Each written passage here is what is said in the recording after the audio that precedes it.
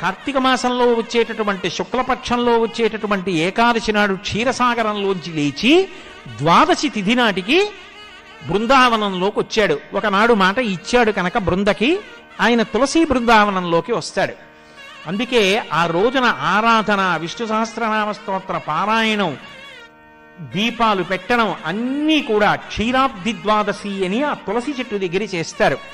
ఆ ఋతువులో తులసితో పాటుగా విశేషమైన అనుగ్రహాన్ని పరదేవతా స్వరూపంగా వర్షిస్తోంది కాబట్టి తులసి కోటలో ఉసిరి కొమ్మని కూడా గుచ్చి రెండిటి గాలిని పీలుస్తూ రెండిటికి కలిపి పూజ చేస్తారు. కాబట్టి క్షీరాబ్ది ద్వాదశి, ద్వాదశి దీపాలని ప్రత్యేకంగా దీపాలు పెడతారు.